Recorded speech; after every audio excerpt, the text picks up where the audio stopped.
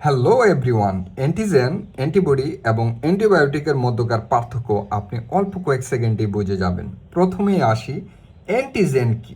Antigen হচ্ছে foreign substance বা বাইরের কোনো বস্তু যেটা আমাদের শরীরের কোনো অংশ নয়।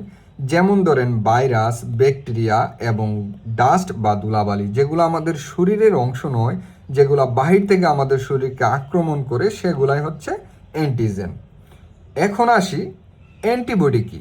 অ্যান্টিবডি বোঝার জন্য আমাদের একটা জিনিস বুঝতে হবে, সেটা হচ্ছে সৃষ্টিকর্তা আমাদের শরীরকে ন্যাচারালি একটা রোগ প্রতিরোধ ব্যবস্থা দিয়েছে, যেটার মেডিকেল টার্ম হচ্ছে ইমিউন সিস্টেম। এই ইমিউন সিস্টেমের কাজ হচ্ছে যখন ভাইরাস, ব্যাকটেরিয়া বা ধুলাবালি আমাদের শরীরকে আক্রমণ করে, তখন এই ইমিউন সিস্টেম আমাদের শরীরে একটা প্রোটিন রিলিজ করে। এই প্রোটিনটার নাম হচ্ছে প্রোটেক্টিভ প্রোটিন।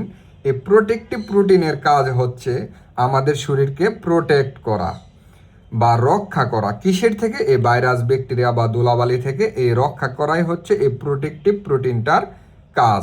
এটার নামই হচ্ছে অ্যান্টিবডি। এটা দেখতে অনেকটা এরকম। তাইলে এই গেল আপনাদের অ্যান্টিজেন এবং অ্যান্টিবডি। এখন আসি, অ্যান্টিবায়োটিক কি?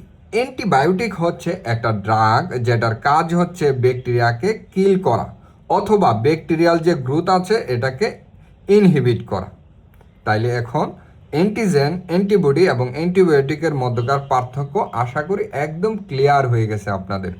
ভিডিওটি যদি আপনাদের এতটুকু কোনো উপকারে আসে, তাহলে ভিডিওটি শেয়ার করতে ভুলবেন না। ধন্যবাদ সবাইকে।